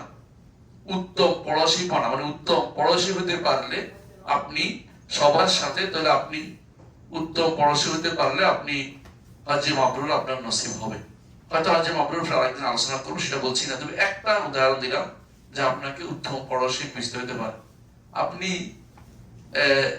আম খাইছেন অথবা মালটা খেয়ে ছোবলাগুলি আরেকজনের বিছানার কাছে রেখে দিচ্ছেন, উনি মনে কষ্ট আছে বলতে পারে নাই, তাই বলে এটা কিন্তু উত্তম পড়োশীপনা হয়নি। যে কষ্টের কারণ হলে মাফ চেয়ে নিবেন, খেয়াল রাখবেন সবসময় যে আমি যেন কাউকে কষ্টের কারণ না হই, কষ্ট যেন কাউকে না দেই, এটা খেয়াল রাখতে হবে আপনাকে। দ্বিতীয় যে কাজটি করতে হবে, একটা কি বলছি, কষ্ট না দেয়া, এটা বলে কাফুল আযা। কাফুল আযা, কষ্ট না দেয়া। 2 নম্বর বাযলুন নাদা। বাযলুন নাদা হচ্ছে বেশি পরিমাণে খরচ করা, যত বেশি পারি আমার যা আছে তা দিলাম। রাসূলুল্লাহ সাল্লাল্লাহু আলাইহি ওয়াসাল্লাম সবচেয়ে উত্তম চরিত্রের অধিকারী ছিলেন বলে তার হাতে যা আছে তা দান করে ফেলতেন। কোনোদিন কোনো কিছু জমান নাই, জমিয়ে রাখা তার কোনোদিন স্বভাবই ছিল না। কেউ আসলে তিনি তার কাপড়টা খুলেও দিয়ে দিতেন যদি কোনো অতিরিক্ত কাপড় থাকতো। কেউ একটা সুন্দর জামা দিছে, একজন প্রশংসা করছে, রাসূল তারে দিয়ে দিছে যে তুমি নিয়ে যাও। তাহলে এটা রাসূল আদর্শ ছিল যে উত্তম মানে যত বেশি পারেন হাত দরাজ করবেন। উত্তম চরিত্রের মধ্যে হাত দরাজ করাটা খুবই গুরুত্বপূর্ণ। এই জন্য একটি হাদিস আছে যে কৃপণতা এবং উত্তম চরিত্র একসাথে হইতে পারে না। যে বেশি কৃপণ তার চরিত্র উত্তম হবে, কথাটা ঠিক নয়। কৃপণতা হইতে পারে না। হ্যাঁ, কখনো কখনো মানুষ কাউকে কৃপণ মনে করে যে সে হারামে ব্যয় করে না, এটা মনে করতে পারে মানুষ, সে তো হারামে ব্যয় করবে না। হালালে যত ভালো ব্যয় করবে, হারামে যদি করে 1 টাকাও ব্যয় না করে কৃপণ না। কিন্তু হালালে যত বেশি ব্যয় করবে, এটা বিলাসিতা বলা হবে না, এবং একে বলা হবে না যে এ কারণে যে তিনি অপচয় করছেন, সেটাও বলা যাবে না। এই জন্য দান বেশি করলে অপচয় করছে এটা বলা যাবে না। তেমনি ভাবে হারামে 1 টাকা ব্যয় করলে অপচয় করছে এটা বলা যাবে, উল্টাটাও ঠিক। অর্থাৎ বেশি হারামে ব্যয় করা যাবে না, কিন্তু এর খরচ করাটা হচ্ছে, খরচ করতে পারাটা উত্তম চরিত্রের বহিঃপ্রকাশ। দেখবেন এই জন্য কোনো ব্যক্তি উত্তম চরিত্রে আর খরচ করে না, ইত্যাদি করে, এটা কিন্তু হয় না। এটা কিন্তু মানুষ তৈরি করে নিতে পারে নিজে ইচ্ছা করে যে আমি ছাড় দেবো। কেউ অভ্যাস করতে পারলে, কেউ দানের দেখবেন যে তার কাছে দান না করতে পারলে ভালো লাগে না, কষ্ট করে রোজগার করে তারপরে দান করে। কষ্ট করে রোজগার করে 100 টাকা পাইলে সেখান থেকে 10 টাকা দান করতে পারে। রাসূলুল্লাহ সাল্লাল্লাহু আলাইহি ওয়াসাল্লামকে এই জন্য জিজ্ঞাসা করা হয়েছিল উত্তম সদকা কোনটি। তিনি তখন বলেছেন উত্তম সদকা হচ্ছে যে এমন সদকা যে তুমি চাও তুমি গরিব হয়ে যাবে এমন সম্ভাবনা আছে, তারপরও তুমি সেখান থেকে দান করতেছ, অর্থাৎ তোমার এটা খুবই দরকার। ওই তাইমুনা তাআম আলা হুব্বিহি, এর দুই অর্থ আছে, যে মানুষকে খাবার খাওয়াচ্ছে অর্থাৎ তার এই খাবার প্রতি তার আগ্রহ রয়েছে। আলা হুব্বিহি কাকে খাওয়াচ্ছে? মিসকিন ওয়া ইয়াতীম ওয়া আসীরা, মিসকিন, এতিম এবং কয়েদির খানা খাওয়াচ্ছে। খাবার প্রতি তার আসক্তি আছে, তারপরে খাওয়াচ্ছে। এটা আমার দরকার কিন্তু আপনাকে দিয়ে দিলাম, এটা হচ্ছে উত্তম সদাকার একটি। ওইটা নয় আমার এটা খাওয়ার মতো, কারণ এটা তো ডায়াবেটিস আছে আমার, এজন্য খেতে পারতেছি না, আপনাকে দিয়ে দিলাম। এটা হলো উত্তম চরিত্রের বহিঃপ্রকাশ হয় নাই। এটা হলো আমি দায় সারা গোছের কাজটা করেছি, এটা সব হবে না, নিয়তের কারণে সব হবে, কিন্তু ওই রকম হবে না যেরকম আপনার এটার প্রতি টান থাকার পরে দিচ্ছেন। এটা কিন্তু খেয়াল রাখতে হবে। তাহলে আপনাকে দ্বিতীয় যে কারণে আপনার চরিত্র উত্তম হবে তা হচ্ছে উত্তম বেশি পরিমাণে দানের হাত বাড়ানো। এটাকে বলা হয় বাযলুন নাদা, বাযলুন নাদা, এটা মনে রাখতে হবে। 3 নম্বর যেটা দরকার সেটা হচ্ছে 3 নম্বর সেটা হচ্ছে তালাকাতুল ওয়াজহ। তালাকাতুল ওয়াজহ অর্থাৎ মানুষের সাথে হাসি মুখে মানুষের সাথে সাক্ষাৎ করা। আপনি যত কষ্টই থাকুক কি করেন, একটু মুখটা দাঁতটা খোলেন, কোনো সমস্যা নেই। দেখবেন আপনার সাথে আরেকজন আপনার হাসি দেখলে তিনিও হাসি দিবেন। আপনার এটা একটা মানুষের অন্তরের ভিতরে খুশি আনতে পারে। আমাকে একজন বলছিল যে আপনি এত খুশি থাকেন কি করে। আমি বলতে পারলাম না ওনাকে যে খুশি থাকি আপনাকে খুশি করার জন্য। আমি বললাম যে খুশি থাকি আল্লাহ তো আমার ভালো রাখছেন। তো এটাও তো একটা শুকরিয়া যে আপনি ভালো আছেন। আপনি যদি খারাপ কিরকম দেখতে চান তাহলে মাঝে মধ্যে রাস্তায় দেখবেন। আমি দেখেছি এমন বহু মানুষকে যে রাস্তার মধ্যে একটা হাত নাই, পা নাই, দেখেন না আপনারা। তো আমি খারাপ বলবো, আমি তো এগুলি থেকে ভালো আছি। রাসূলুল্লাহ সাল্লাল্লাহু আলাইহি ওয়াসাল্লাম বলেছেন কেউ যদি কোনো অসুস্থ দেখে তা কি বলতে বলেছেন? আলহামদুলিল্লাহিল্লাযী আফানি মিম্মা ইবতালাকা বিহি, ওই আল্লাহর প্রশংসা করছি যিনি আমাকে মুক্ত করে দিয়েছেন, যা দিয়ে তোমাকে বিপদে ফেলেছেন তা দিয়ে আমাকে তা থেকে আমাকে মুক্ত করে দিয়েছেন। খেয়াল করেছেন? কিন্তু আপনি আবার ওকে শোনাইয়া কষ্ট দেওয়ার জন্য বলবেন না। এটা হচ্ছে আপনি বলবেন আল্লাহ শুকরিয়া আদায় করার জন্য, আলহামদুলিল্লাহ তার থেকে তো আমি ভালো আছি। আপনার হয়তো জুতা নেই, আরেকজনের তো দেখবেন পাই নেই। আপনার হয়তো একটা সমস্যা, তার দেখবেন 2টা সমস্যা। সুতরাং আপনি বাঙালি চরিত্রের মতো হবেন না। বাঙালি চরিত্র নাকি একটা এরকম যে আমার যদি আমাকে যা দিবেন আমার দোস্তকে ডবল দিবেন, তো আমার তো 1 চোখ নাই, আমার দোস্তকে ডবল দিয়ে দেন, অর্থাৎ তার 2 চোখ যেন চলে যায়। এটা বাঙালি চরিত্র, এটা যেন না হয়।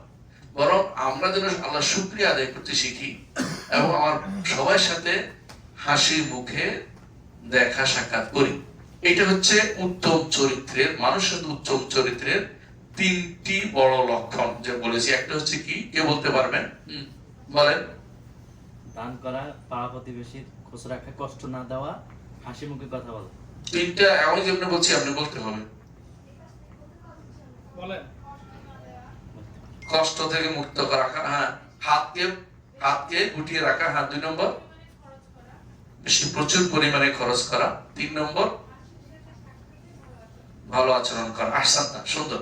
এই 3টি জিনিস আমি যেমন বলছি আপনি বলতে হবে। আপনার কথা ঠিক আছে কিন্তু ঘুরে ফিরে বলা যাবে না, কারণ এগুলির মধ্যে এক একটার সাথে আরো অনেকগুলো জড়িত আছে। এই জন্য আমরা শুধু মৌলিক জিনিসগুলি বললাম। প্রিয় ভাই বোনেরা, আমরা এই চরিত্রটার প্রসার ঘটাই প্রত্যেকেই, কোনো সমস্যা নেই। ইনশাআল্লাহ চরিত্র প্রসার করাতে পারলে আপনি দেখবেন যে আপনার পরিবারের শান্তি বিরাজ করছে। পরিবারের কাছে আপনি গোমরা মুখে কেন থাকবেন? পরিবারের লোকেরাও আপনার কাছে কেন গোমরা মুখে থাকবে? মানুষের জীবনটা কিন্তু খুব লম্বা নয়। এই লম্বা খুবই কম সময়ের জন্য মানুষ দুনিয়া থাকে, যে কোনো সময় চলে যেতে পারে।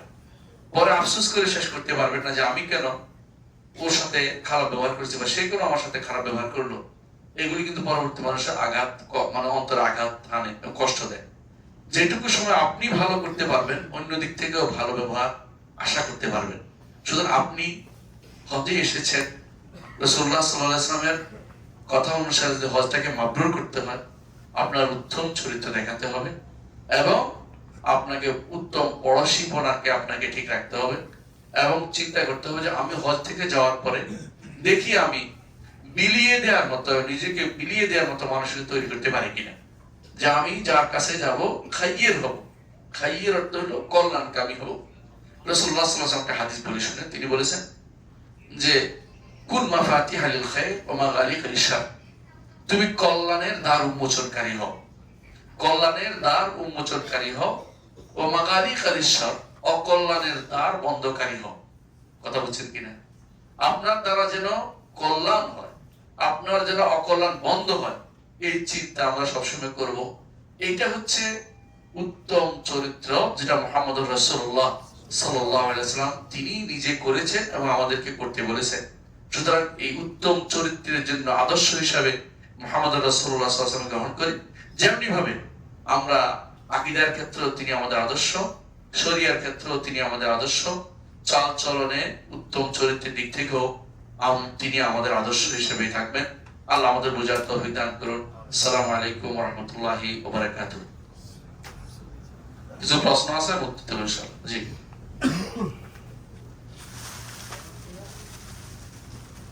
লিখিত দিতে হবে প্রশ্ন।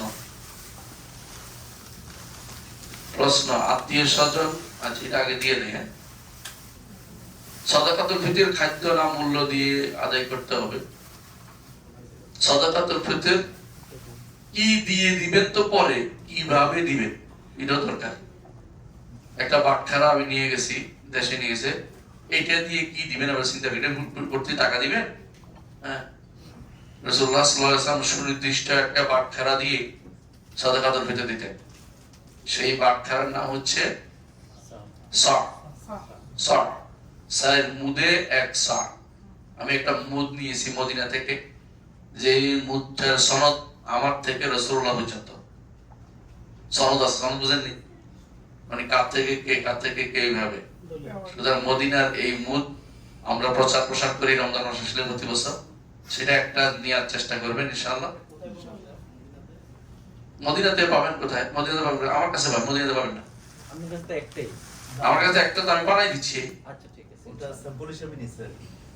ওরা আমাকে এটা দিয়ে, তিনি আমাকে দিয়েছেন মুহাদ্দিস আব্দুল জলিল, এটা দিয়ে তিনি আমাকে ওসিয়ত করে গেছেন আমি যেন এটা প্রচার করি। এজন্য আমি প্রচার করি। এটা দোকানে এমনি পাওয়া যাচ্ছে না, পাওয়া যায় না। এখানে পাইছে? না এমনি পাওয়া যায় কোনটাতে বলতেছে না না, ওটা বললে হবে না, মুদ বলতে হবে। মুদ একটা সারাই নিয়ম আছে, এতটুকু হইতে হয়, সুনির্দিষ্ট হইতে হয়। কেন আমরা বলছি প্রিয় ভাইরা, রাসূলুল্লাহ সাল্লাল্লাহু আলাইহি ওয়াসাল্লামের যুগে এখনকার দিনে ওজন করা হতো না। আমাদের প্রাচীন যুগ ছিল, যখন আমি দেখেছি আমার দাদির কাছে কাঠা ছিল, কাঠা ছিলেন, তারপরে ছিল বেতের, হ্যাঁ, তারপরে ছিল খুশি, ছিল খুশি ছিলেন, এই এক খুশি দিয়ে এক খুশি আনতো, ওইরকম এটা হলো বাটখারা বলে, বুঝছেন? ওজনের জিনিস ছিল। তো রাসূলের যুগে ওজনের জিনিস ব্যবহার কম হতো, তারা এই বাটখারা ব্যবহার করতেন রাসূল। তো আপনি যদি বলেন যে টাকা, তাহলে পুরোটাই উল্টো হয়ে গেছে। বুঝছেন? রাসূল দিতেন সার দিতে বলেছেন, কিন্তু অন্য জায়গাতে দিরহামের কথা তিনি বলেছেন, এখানে দিরহামের কথা বলেন নাই একবার। দ্বিতীয় যেটা, সেটা হচ্ছে আপনি যদি বলেন যে ওজন করে 2 কেজি 300, 2 কেজি 400 হয় না জিনিসটা, কারণ যদি ভারী জিনিস হয় এখানে আরো ভারী জিনিস আসবে, বুঝছেন কিনা? হালকা জিনিস হলে একটা এটা ফুরে যাবে, কিন্তু কেজিও হবে না। আপনি যদি কোনো দেখেন মোটা মোটা খেজুর দেন, তো দেখবেন যে এটা 50টা ফুরে গেছে, এটা আবার 2 কেজি হয় না, 1.5 কেজি হয়ে গেছে। অর্থাৎ খেজুরও দেওয়ার নিয়ম আছে। তাহলে মূল উদ্দেশ্য ওজন না, মূল উদ্দেশ্য কি? বাটখারা, মানে এটা ফুরেই দিবেন চাইবেন, আপনি চার মুদ দিবেন তাহলে হবে। এই জন্য আমি এটার প্রসার করি। অনেকে আমাকে বলে কয় কেজি হয়, আমি কেমনে বলতাম কয় কেজি? আমি বলছি আমি মাফি নেই, কারণ মাপার জিনিস না এটা। এটা হচ্ছে বাটখারায় দেয়া জিনিস। আপনি এমনি দিলে যা, এটা ওজন হিসাবে দিলে, এটার মধ্যে যদি কোনো ভারী পাথর ঢুকিয়ে দিয়ে ওজন বাড়িয়ে দেবেন, ওজন হিসাব না, এটা হচ্ছে একটা বাটখারা অনুসারে দেয়া। তরল জিনিসের মতো একটা বাটখারা হিসাবে দিবেন। তরল জিনিস যতদূর ধরে হিসাব করা হয়েছে, কিন্তু ভারী জিনিসে যদি দেওয়া হয় ভারী হবে, হালকা জিনিস দিলে হালকা পুড়ে যাবে, অতিরিক্ত পুড়ে যাবে। মুড়ি দিলে কথার কথা, মুড়ি তো দেওয়া যায় না, মুড়ি দিলে কিন্তু অল্প, এটা তো 1 কেজি হয় না, আধা কেজি হয় না, সবটা মিলে। তাহলে আপনি হিসাবটা ওজনের না, হিসাবটা হচ্ছে বাটখারার সাইজের হিসাব। সুতরাং এটাকে সবসময় খেয়াল রাখবেন। হ্যাঁ, মুদ, এই তো আপনারা দেখছেন মদিনা মুনাওয়ারার মুদ দেখতে পারছেন। আলহামদুলিল্লাহ আমার কাছে এটা আছে ঢাকাতে, যদি কেউ নিতে চান দেশে যোগাযোগ করবেন ইনশাআল্লাহ। যাকাত কি শরীয়তের 8 খাতে আদায় করতে হবে একই সময়, নাকি যেটা যে মুহূর্তে প্রয়োজন সেটা সেই মুহূর্তে আদায় করা? হ্যাঁ, 8 খাতে আদায় করতে হবে না, যেটা যে মুহূর্তে প্রয়োজন সেই মুহূর্তে সেটা দিবেন। যদি দেখেন যে অনেক মানুষ প্রত্যেকটা খাতেই মানুষ অভাবী আছে, তখন ভাগ করে দিবেন। আর যে অভাবী শুধু নির্দিষ্ট খাত আছে বেশি, সেগুলোতে দেওয়ার চেষ্টা করবেন। আর যদি আমি একটা খাত খুঁজতে পারবো না, একখানে দিচ্ছি, তাও জায়েজ হবে, কোনো সমস্যা নাই। অর্থাৎ আপনাকে একটা খাতে দিতে হবে, 8 খাতের যে কোনো এক খাতে থাকতে হবে কমপক্ষে। পরবর্তী প্রশ্ন যেগুলো আসছে, আমি একজন ব্যবসায়ী, ব্যাংকের লেনদেন ছাড়া ব্যবসা করা অসম্ভব। এখন কোন ধরনের ব্যাংকে আমি লেনদেন করলে আমি মুক্ত থাকতে পারবো সুদ থেকে? এই প্রশ্ন উত্তর আমি দিতে পারবো না। দ্বিতীয় প্রশ্ন, আমি একজন ব্যবসায়ী, হালাল ব্যবসা করতে চাই, আমার কাছে কিছু কোম্পানির লোক আসে, তাদেরকে যদি কমিশন ও বাড়তি বিল করে না দেওয়া হয় তখন তারা মাল নিতে চায় না। যদি তাদেরকে বাড়তি বিল ও কমিশনের সহযোগিতা করে মাল বিক্রি করি, তাহলে সেক্ষেত্রে আমার ব্যবসাকে অবৈধ হবে? অবৈধ হবে। প্রথমটা উত্তর আমি দিতে পারবো না, কারণ এটা আমি বিস্তারিত জানি না। মানে ব্যাংকের লেনদেন আমার কাছে অনেক সন্দেহজনক থাকে। 3 নম্বর প্রশ্ন, ব্যবসায়িক ক্ষেত্রে বা নিজের কথা উপরে রাখার জন্য, নিজের কর্তৃত্ব বজায় রাখার জন্য যদি মিথ্যে কথা বলে হয়, ভয়াবহতা কি কি? এই যে আপনি দেখতে পাচ্ছেন জান্নাতে আপনি বাড়াবাড়ি করছেন, জান্নাতের যে একটা ঘর পাওয়া থেকে আপনি কি হলেন? প্রথম থেকে আপনি শাস্তি পেয়ে গেলেন, যে জান্নাতের ঘরটা থেকে মাহরুম হয়ে গেল, এই জন্য কোনো ক্ষেত্রে কখনো কর্তৃত্ব বজায় রাখার চিন্তা, মিথ্যা কখনো বলবেন না। জান্নাতের মাঝখানে একটা ঘরের কথা ছিল না, সেটাকে আপনি দূরে সরিয়ে দিয়েছেন মিথ্যা বলার মাধ্যমে। আরেকটি প্রশ্ন, মিকাতে সালাত আদায় করলে কি মসজিদে হারামে সালাত আদায় করার সওয়াব পাওয়া যাবে? মিকাত তো হারামের বাইরে, প্রত্যেকটি মিকাত হারামের বাইরে, সুতরাং সেখানে সালাত আদায় করলে আপনি মসজিদে হারামের সওয়াব কোনোভাবেই পাবেন না। এটা কেন পড়েন? সেখানে রাসূলুল্লাহ সাল্লাল্লাহু আলাইহি ওয়াসাল্লাম তিনি যে কোনো সালাতের পরে ইহরাম পেতেছেন, এই জন্য সালাতের পরে ইহরাম পাতা আপনি এটা নিয়েছেন, রাসূল নির্দেশ দেন নাই, এজন্য না পড়লেও কোনো সমস্যা নাই। অর্থাৎ সালাত পড়তে হবে এটা না। তবে মদিনা থেকে আসার কারণে একটা হাদিস আছে যে জিবরিল আলাইহিস সালাম রাতে এসে তাকে বলেছেন, রাসূলুল্লাহ সাল্লাল্লাহু আলাইহি ওয়াসাল্লামকে, সাল্লি ফি হাযাল ওয়াদি ওয়া কুল উমরাতুন ফি হাজ্জা, এই উপত্যকায় আপনি সালাত আদায় করেন এবং বলেন যে আমি হজের সাথে উমরা আদায় করতেছি। রাসূল তাই করেছেন। কিন্তু এটা সবখানেই যে আপনাকে 2 রাকাত পড়তে হবে কথাটা এরকম না। কিন্তু এই জন্য অন্য জায়গাতে সালাত পড়ার ব্যাপারে কোনো সুস্পষ্ট দলিল নেই। শুধু মদিনার মিকাতের ক্ষেত্রে 2 রাকাত পড়ার হাদিস আসছে, রাসূলুল্লাহ সাল্লাল্লাহু আলাইহি ওয়াসাল্লামকে বলতে বলেছে। রাসূল কাউকে নির্দেশও দেন নাই, তো রাসূল কি করেছেন? রাসূল যোহরের পরে তিনি রওনা হয়েছেন, যোহর সালাত পড়ে, সালাতের পরে হয়েছে দেখে অনেকেই মনে করেন যে এটা বলা হয় মাসালে থেকে, যেহেতু সালাতের পরে রাসূল করেছেন, আমরা একটা সালাতের পরে করি, যে 2 রাকাত পড়াটা তারা মনে করেন যে ইহরামের কোনো 2 রাকাত নামাজ নাই। ইহরাম 2 রাকাত নামাজের করার কারণে অনেকেই, নামাজের কথা শোনার কারণে অনেকেই কি করে বিমানের মধ্যে 2 রাকাতের জন্য ব্যর্থ হয়ে পড়ছে, মাঝখান দিয়ে ভরে বিমান পালে চলে গেছে। প্রিয় ভাইয়েরা, নিজের উপর জুলুম করবেন না, শরীয়তে যেটা বাধ্য করেন, বাধ্য করার কোনো কারণ নেই। পরবর্তী প্রশ্ন, মসজিদুল হারামাইন এ নামাজের নিষিদ্ধ সময় আছে কি? মদিনাতে তো আছেই, কোনো সন্দেহ নেই, নিষিদ্ধ সময় নামাজ পড়া যাবে না। আসরের পরে আপনি যদি আপনাকে সময় দেয় যে আসরের পরে আপনি রাউজাতুল জান্নাতে পাইছেন, হ্যাঁ, স্থল পাইছেন, তো যাবেন না, কারণ আপনি ইচ্ছাকৃত অনেক কাজ করতে যাচ্ছেন। এমনি মসজিদে ঢুকলে 2 রাকাত পড়তে পারবেন, কিন্তু এখন আপনি ইচ্ছাকৃত যাচ্ছেন। বুঝেন কিনা কথাটা? আসরের পরে কোথাও ইচ্ছাকৃত নামাজ পড়া যায় না। এখানে মক্কাতেও, হ্যাঁ, মক্কাতে আপনি ঢুকছেন মসজিদে, এই জন্য 2 রাকাত পড়বেন, অথবা তওয়াফের মধ্যে ছিল এই জন্য তওয়াফ শেষ করে 2 রাকাত পড়বেন। এর বাইরে সবখানে নিষিদ্ধ ওয়াক্ত আছে, হারামাইনও আছে। যদি না বলা হয় যে নাই, তো ঠিক বলে নাই, কেউ কিছু বলে থাকে, বুঝছেন তো? আর মদিনাতে মাস্ট আছে, কোনো সন্দেহ নেই। মদিনাতে কোনোভাবে, যেহেতু তওয়াফ নাই, আপনি জানেন তওয়াফ নাই, শুধু শুধু ওই সময় ঢুকানোর নামাজ কোনো প্রশ্নই আসে না। এই জন্য কেউ ওই সময় টাইম দিলে নিবেন না, বলেন আমি ট্রেনে পড়বো, অন্য সময় দেখবো, একদিন পরে যাবো। কারণ এটা হচ্ছে অনেকে, তারা তো যারা শরিয়া মেনটেন করে তারা পরিচালনা করে না এই টাইম গুলো, যারা টাইম চাইছে ভাগ করে দিচ্ছে। আমাদের দেশের মানুষের মতো লম্বা জামা গায়ে দিলে সব হুজুর হয় না, কথা মাথা রাখতে হবে না। যে শরীয়ত না জানলে এখন কইব যে একজন কি কইছে আপনার দেশে, কয় যে নারীদেরকে আমরা হজের ব্যবস্থা করে দিছি, মরে লাগবে না। ও ব্যবস্থা করার কে? ও ব্যবস্থা করার কে? শরীয়ত যেখানে হারাম করেছে, কিয়ামত পর্যন্ত এটাকে হালাল হইব। নারী অবশ্যই কি লাগবে? মাহরাম লাগবে। পরবর্তী প্রশ্ন, এই এলাকায় ছোট কিছু মসজিদ আছে, এগুলোতে সালাত আদায় করার সওয়াব কেমন? এগুলো সওয়াব 1 লাখ, প্রতি সালাতে 1 লক্ষ সালাতের সওয়াব আপনি পাবেন।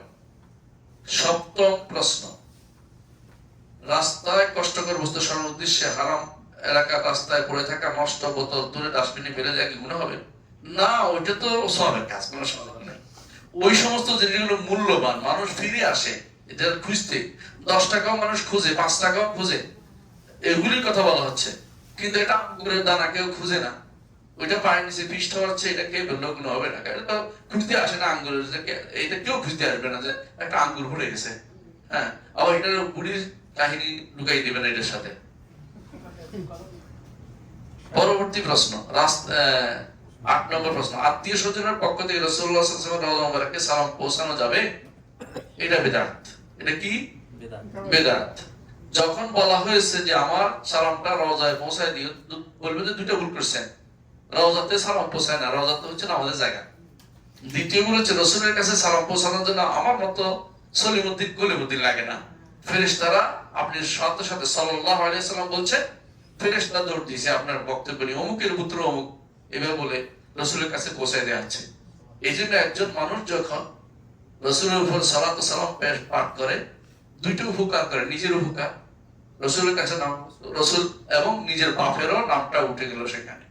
এই জন্য আমাদের উস্তাদ শেখ মোহাম্মদ শাকিতি, মোহাম্মদ আমিনা শাকিতি রাহিমাহুল্লাহ, আমাদের উস্তাদের উস্তাদ, আমার সরাসরি আমি ছাত্র হইতে পারিনি, তো তিনি এই কথাটা বলতেন যে সালাত ও সালামের মধ্যে ফায়দাটা বেশি, কারণ নিজের বাপটাকে একটু উপকৃত করতেছে। রাসূলের কাছে বাপের নাম উল্লেখ করা হচ্ছে, অমুকের পুত্র অমুক আপনাকে সালাম দিয়েছে। এটা খুবই একটা গুরুত্বপূর্ণ একটি ইবাদত, এই জন্য বেশি বেশি সালাত ও সালাম পড়া দরকার। আর রওজা মুবারক আমরা একটু আগে বলেছিলাম, এই রওজা মুবারকে সালাম বলে আপনি বলবেন যে রওজা মুবারকে সালাম দেওয়া জায়গা না। রওজা হচ্ছে রাউজাতুল জান্নাহ, রাসূলের কবর এবং ঘর, আসার ঘর এবং মিম্বরের মাঝখানে জায়গাটা হচ্ছে রাউজাতুল জান্নাহ। এখানে সালাম কারে পৌঁছাবো? আর আমার পৌঁছানোর এই সিস্টেম ইসলামী শরীয়তে নাই। সালাম আপনাকে, আমার সালাম ফেরেশতা পৌঁছাই দেয়, ব্যক্তিগত সালাম পৌঁছাইতে ইসলামে এর কোনো নজির নাই। যারা বলেছে, কেউ কেউ বলে, কি বলে জানেন, যে অমুক খলিফা ওমর ইবনে আব্দুল আজিজ তিনি লোক পাঠাইছেন যে আমার সালাম পৌঁছাই দেওয়ার জন্য, একটা লোক পাঠাই দিয়েছে যে রাসূলকে সালাম পৌঁছাই দেওয়ার। এরা জাহেল এবং তারা বানোয়াট বর্ণনার পিছনে দৌড়ায়। ওমর ইবনে আব্দুল আজিজ তিনি মদিনাতেই ছিলেন, সারা জীবন মদিনাতে কাটাইছেন, খলিফা হওয়ার সময় শুধু গেছেন ওখানে সিরিয়াতে। এর আগে তিনি মদিনাতে লেখাপড়া করেছেন। উনি যাদের কাছে পড়েছেন, তৎকালীন শ্রেষ্ঠ আলেমদের কাছে পড়েছেন, উনি এই বেদাতি কাজটা করবেন না, কারণ এটা সিস্টেমে নাই। একজন সালাম একজনের পৌঁছাই দেয়া রাসূলের কবরে নেই। আপনি রাসূলের কবরে সালামটা আপনারটা আপনি দিবেন, সালাত সালাম দিবেন, এটা হলো সুন্নাত। না দিতে পারলে যে দূরে আছে তারটা ফেরেশতা পৌঁছাই দিবে, তার মনে দুঃখ থাকার কোনো কারণ নাই। নিজে পৌঁছানো হচ্ছে, ফেরেশতা পৌঁছাই দিল, একই কথা, কোনো পার্থক্য নেই। পরবর্তী প্রশ্ন, মহিলাদের জানাজার সালাতে অংশগ্রহণ করার শরীয়তের হুকুম কি? মহিলারা জানাজার সালাতে অংশগ্রহণ করার জন্য বের হবে না, বের হবে না। কথা বুঝতে পারছেন? জানাজার সালাতে অংশগ্রহণ করার জন্য ঘর থেকে বের হবে না।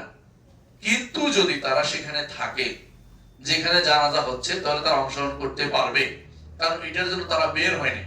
বের হওয়াটা তাদেরকে নিষেধ করেছে, তারা আগেই ওখানে ছিল, এই জন্য পড়তে পারবে। এইটা সলবে সালেহিনদের যুগ যুগ ধরে হয়ে আসছে। এখন যদি কেউ বিরোধিতা করে, তখন তিনি না জেনে বিরোধিতা করছেন। তিনি সালাত জানাজার শরীক হবেন, তিনিও এক কিরাত দুই কিরাতের সব তিনিও পাবেন, তিনিও পাবেন, যেহেতু তিনি বের হয়েছে। যদি বের না হতেন, তো সালাতে জানাজার জন্য বের হওয়া তার জন্য জায়েজ হতো না। জি। পরবর্তী প্রশ্ন, বাবা ছেলে মিলে কি একটা গরু কোরবানি দেওয়া যাবে? মিলে হওয়ার প্রশ্নটা কি? শরীয়তের দৃষ্টিতে কেউ যদি কোনো বিয়ে শাদী করে, পরিবার যদি হয়েছে, সে আর আগের পরিবারে নাই। কথা বুঝাতে পারছি কিনা? মানে আগের পরিবারে নাই। একজন মানুষ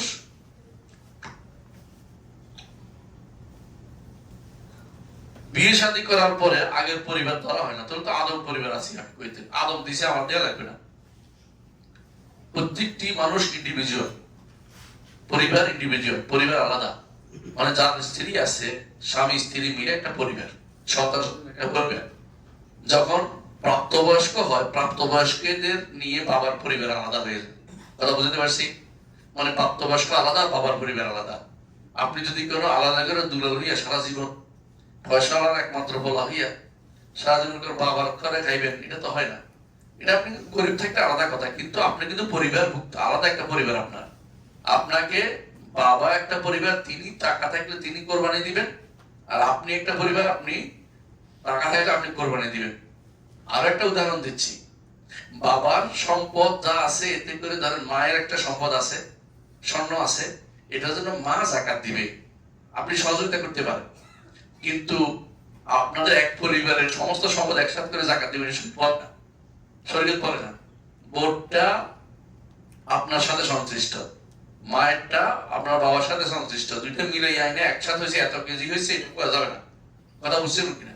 সুতরাং পরিবার আলাদা। যখন কেউ বিয়ে করে, তার পরিবার আলাদা। ইসলামে একান্নবর্তী পরিবারের সিস্টেম ইসলামে নাই। ইসলামে একান্নবর্তী বলতে কিছু নাই। এটা হচ্ছে আমাদের হিন্দুদের থেকে আসা, আমাদের উপর দিয়ে চাপিয়ে দিয়ে একটা খারাপ জিনিস। এই জন্য গরু কোরবানি দিতে পারবেন, ঘুমাবেন না, গরু কোরবানি দিতে পারবেন, কোনো সন্দেহ নেই। কারণ আপনি জানেন যে একটা গরুতে 7 জনে দিতে পারে, এটাই বিশুদ্ধ মত। এর বাইরে যত মত আছে সবগুলি ভুয়া, এগুলো হচ্ছে বেহুদা তর্ক করা। একটা গরুতে 7 জন দিতে পারবেন, এই বেহুদা তর্কগুলি একদম উঠাবেন না কোনোদিন। এগুলি উম্মতের মধ্যে বেহুদা তর্ক দিয়া বেহুদা এক সমস্যা তৈরি করে। এগুলো কোনো যুগ যুগ ধরে আলেমরা এটার উপরে একমত হয়ে আসছে। এখন আপনার মনে হয়েছে আপনি একটু বেশি বুঝে গেছেন, এটা ঠিক না। যে মাসালা একতলাফ আছে, সেই মাসালাতে আপনি নতুন করে একটা মাসালা তৈরি একটা মত তৈরি করতে পারবেন না। শরীয়তের বিধান এটা। এটাও একটা ইজমা যে এখানে 7 মত আছে, এখানে একটা ইজমা আছে যে এখানে 2 মত আছে। আপনি 3 নম্বর মত একটা বানাইয়া তৈরি করতে পারবেন না, এটা নাই। সুতরাং মনে রাখবেন, গরু যেহেতু 7 জনে দিতে পারে, একটা পরিবারে আপনার বাবা দিল, আপনার মা দিল, আপনি দিলেন, আপনার ওয়াইফে দিলেন, কোনো সমস্যা নেই। 4 জনের পক্ষ থেকে একটা গরু দিতে পারেন, 2 জনের পক্ষ দিতে পারেন, 3 জনের পক্ষ থেকে দিতে পারেন, কোনো সমস্যা নেই। ভাগ বাটোয়ারা করতে হবে সুন্দর করে, ভাগ বাটোয়ারা সুন্দর করে করতে হবে প্রত্যেকটাতে, এটা খেয়াল রাখবেন। জি। পরবর্তী প্রশ্ন, মক্কাতে কিছু দেশ আছে দেখলাম যেখানে দান সদকা যাকাত সংগ্রহ করে, এখানে যাকাত অর্থ দেওয়া যাবে নাকি দেশে দেওয়া উত্তম হবে? দেখুন, যদি হারামাইন শরীফাইনে সরাসরি দিতে পারে গরিবদেরকে, যেটা আসলে গরিব আপনি জানেন, তাহলে সেটা হচ্ছে ভালো। কারণ হারামের গরিবদের দেওয়ার অনেক কিছু হক রয়েছে, যেমন সাদাকা, ফিদিয়া, যেমন দম, এগুলি কিন্তু হারামের গরিবদের হক অগ্রাধিকার বেশি। আল্লাহ তাআলা কোরআনে কারীমে বলেছেন কুলু মিনহা ওয়া আত'ইমুল কানি ওয়াল মু'তারা, এটাতে খাও এবং গরিবদেরকে দান করে বলা হচ্ছে। হারামে যেন উপকৃত হয় সবাই, এটা খেয়াল রাখবেন। হারাম উপকৃত হওয়ার পরে বাইরে যদি দিতে চান, তাহলে আপনার সবচেয়ে কাছে হবে আপনার আত্মীয় স্বজনকে দেয়া, সবচেয়ে কাছে, তারপরে দূরে, তারপরে দূরে, এইভাবে ধীরে ধীরে সারা পৃথিবী আপনার আওতাভুক্ত হবে, কিন্তু হারামে দিতে দিতে হারামে আসছে যেহেতু সেটা হারামে দিবেন। কিন্তু হারামে যখন দেখবেন যে এখানে টাকাগুলো কোথায় যাচ্ছে আমি জানি না, তাহলে অন্ধকার জায়গাতে নীল ছড়ে টাকা দিবেন না। কেন দিবেন এখানে জানেন না, কোথায় যাচ্ছে আপনি সেও জানেন না। এমন তো হতে পারে এগুলি কোনো খারাপ কাজে ব্যবহৃত হবে, কাউকে ইচ্ছাকৃত বসেছে। আল্লাহকে ভয় করে কয় জানে, এই জন্য সাবধানে আপনাকে জেনে শুনে টাকা দিতে হবে, যেখানে সেখানে টাকা নষ্ট করা যায় নাই।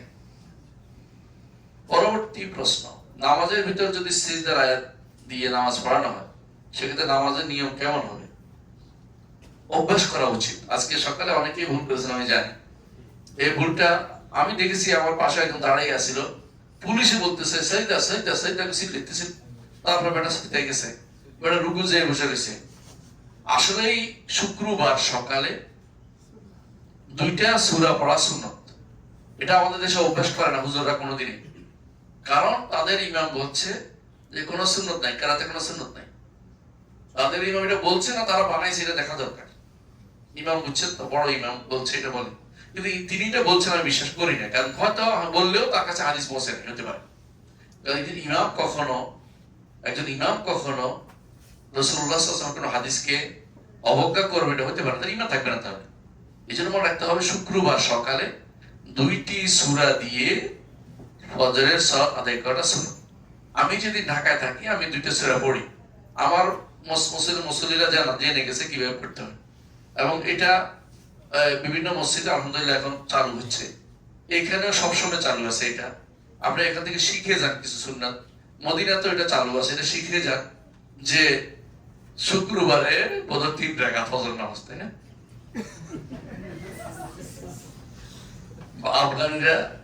আফগান জিহাদের সময় সোভিয়েত ইউনিয়নের বিরুদ্ধে সৌদি আরবের লোকেরা গেছে যাইয়া, তো এখানে শুক্রবার সকালে ছিল, ইমামতি করে নামাজ পড়াইছে।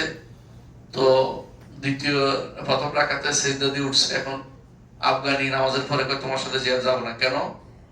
আমাদের সবে 6 রাকাত, ফজরের সালাত 3 রাকাত, মানে বলছো তোমরা তো ওয়াহাবি, মানে বুঝতে চায় না। কিন্তু বুঝতে হবে জিনিসটা সুন্নত অনেকখানে অনেকের কাছে অজানা থেকে যেতে পারে, আমাকে জানাতে হবে যে ভাই এটা সুন্নাহ, রাসূল তাই করতেন। বিশ্বাস করুন, যদি কারণে রাসূল এই 2টা সূরা পড়তে যদি আমি বলি আজকে আলোচনা শেষ হবে না। এত গুরুত্বপূর্ণ কারণে রাসূলুল্লাহ সাল্লাল্লাহু আলাইহি ওয়াসাল্লাম এই 2টি সূরা পড়তেন। আমি একদিন আলোচনা করব যদি সুযোগ পাই ইনশাআল্লাহ, কেন রাসূলুল্লাহ সাল্লাল্লাহু আলাইহি ওয়াসাল্লাম এই দিনে স্পেশালি এই 2টা সূরাকে বাছাই করছেন। একটা হচ্ছে সূরাতুল সাজদা, আরেকটা হচ্ছে সূরাতুল ইনসান বা দাহার, তো ইনসান বলতে দাহার বলে। এই 2টি সূরাকে রাসূলুল্লাহ সাল্লাল্লাহু আলাইহি ওয়াসাল্লাম 2টি সূরাকে বাছাই করে নিয়েছেন, কারণ শুক্রবারে কিয়ামত হবে, কিয়ামতের সাথে রিলেশন আছে, এটা তাওহীদের সাথে রিলেশন আছে, বিস্তারিত আপনারা জানতে পারবেন। তো কিভাবে পড়বেন? কিছুই না, স্বাভাবিক। যেমন তারাবি, আপনারা তারাবি পড়ছেন না, তারাবি মধ্যে কি করে সেই দেশে উঠে দাঁড়াইবেন, আপনি সিজদা যাবেন, উঠে দাঁড়িয়ে বাকিটা পড়বেন, স্বাভাবিক জিনিস, কোনো সমস্যা নাই। অর্থাৎ যেখানে ইমাম সিজদা দিছে আপনি সিজদা দিবেন, উঠে আবার দাঁড়াইয়া ইমাম পড়া শুরু করছে আপনি তার সাথে শুনবেন, আবার রুকু সিজদা দিবেন নিয়ম মোতাবেক, কোনো সমস্যা নেই। যদি কারো ভুল হয়ে যায় পরবর্তীতে একটা সিজদা দিয়ে নেবেন নামাজের পরে। আপনি রুকু করে চলে গেছেন, ভুল হয়েছে, ইমাম ভুলটা কি করবেন? বহন করে নেবেন, আপনার সমস্যা হবে না নামাজের। কিন্তু পরবর্তীতে নামাজের পরে একটা সাজদা দিয়ে দিবেন, সাজদা মানে তিলাওয়াতের সাজদা দিয়ে দিবেন। জি। পরবর্তী প্রশ্ন, আরাম এলাকায় কি নফল ইবাদত নামাজের নিষিদ্ধ সময় আছে? যা আলোচনা করেছি। মসজিদে কুবাতে 2 রাকাত নামাজের 1 উমরার সওয়াব পাওয়া যাবে, সেই ক্ষেত্রে কি একাধিক রাকাত নামাজ পড়া যাবে কিনা? যতই পড়েন একটা উমরাই পাবেন, ডবল পড়লেও কোনো লাভ হবে না, মানে অতিরিক্ত উমরা কাজ হবে না। ওইটা তো হিসাব 49 কোটির হিসাবের মধ্যে ঢুকাই দিবেন না, যে 1 টাকা তাইলে 10 টাকাতে কি হবে, গণিতিক হিসাব ওসব চলবে না এখানে। প্রতিবার গেলে পাবেন, একবার যাইয়া 10 বার পড়লে হবে না। জি ভাই। পরবর্তী প্রশ্ন, মহিলাদের জামাতে নামাজের সঠিক নিয়ম কি? মাগরিবে ফরজ শেষে 2 রাকাত সুন্নাত পড়বো কিনা? ফজরের সালাতের সুন্নাত এবং এশার সালাতে এবং এশার পরে তার বিতির ছাড়া আপনারা আর কোনো সুন্নত হিসাবে পড়বেন না, নফল হিসাবে যে কোনো সালাত পড়তে পারবেন, কোনো সমস্যা নেই। মাগরিবের ফরজ শেষে 2 রাকাত সুন্নাত পড়তেই পারবেন। 2 রাকাত ওই হিসাবে নয় যে দেশে যেভাবে পড়ছে সুন্নত হিসাবে নয়, বরং এটা নফল সালাত হিসাবে দুই রাকাত করে আরো বেশিও পড়তে পারবেন। আপনি যত পারেন সময় নিয়ে পড়বেন, কোনো সমস্যা নেই। ইসলামী ব্যাংকে টাকা রাখা যাবে কিনা এই প্রশ্ন উত্তর দিতে পারবো না, শায়খ একটা জানি না বস। না না একটা প্রশ্ন হ্যাঁ এখানে হারামে কি আল কোরআন দেয়া যাবে কিনা? ওয়াকফ করা যাবে। আপনার নিয়তের কারণে আপনি সওয়াব পেয়ে যাবেন।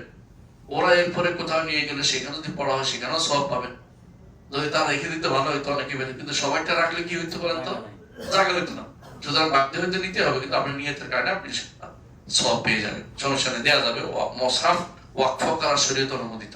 শায়খ ওই যে ফিতরা মুদের যে ব্যাপারটা আপনি বলতেছিলেন, মুদ, এখন আমাদের দেশে যে খাবারগুলো দিয়ে ফিতরা দেওয়া হয়, সদকা ফিতরা, চাল আটা যেগুলোর কথা আপনি বলতেছেন, তো ওইগুলা কি আপনার ওই মুদ্রাতে পরিমাপ করে ওইটা কি একটু ওইটা ক্যালকুলেশন করে যদি করে হয়, রিলিজ করা হয়, তাহলে তো সবাই এটা পেয়ে যেতে পারে। যেমন ধরেন আপনি যদি চাল, তো লাভ হবে কি? আপনার চাল কি একরকম হয়? সব চালের ওটা একরকম জীবন না। চিকন চালের ওটা একরকম, মোটা চালের আরেক রকম, গমের একরকম, জবের আরেক রকম। এবং কখনো যদি কোনো জব ভালো ফলন হয় তখন অল্পতে ভারী, খারাপ ফলন হলে শিশি বেশি। আপনাকে শূন্য মোতাবেক দিতে হলে ওর ওই সমস্ত হিসাবে দেওয়া যাবে না। কথা খেয়াল করছেন? আমি জিজ্ঞাসা করলাম, উত্তর দিন। আপনি আর জিজ্ঞাসা করি, মুসাফির অবস্থায় জোহর আসর কিংবা এশার জামাতে ইমামের সাথে শেষ 2-3 রাকাত হলে কিভাবে শেষ করব? ভাই, ইমামের সাথে যদি করে আপনি ঢুকছেন, আগেরটা আপনাকে পড়তেই হবে। আগে 2 রাকাত ওই মাসবুক হিসাবে শেষ 2 রাকাত পাইছেন মানে আগে 2 রাকাত পড়তে হবে। এই নয় যে আমি তো মুসাফির ছিলাম 2 রাকাত পেয়ে গেছি, ওসব চলবে না। আপনি ইমামের সাথে ঢুকছেন মানে আপনার মুসাফিরগিরি শেষ। আমি তার পিছনে নামাজ পড়তে হবে, তিনি যা করেন তা। বুঝতে পারছেন? ইমাম মুসাফির হলে তো কোনো কথাই নেই। ইমাম মুসাফির হলে তো তিনি 4 টাকা তারপরে 2 টাকাতে পড়ছে, তখন তো এই প্রশ্ন আসছে না। জি, সুবহানাল্লাহ ওয়া বিহামদিহি আশহাদু আল্লা ইলাহা ইল্লাল্লাহ আস্তাগফিরুকা ওয়া আতুবু ইলাইক।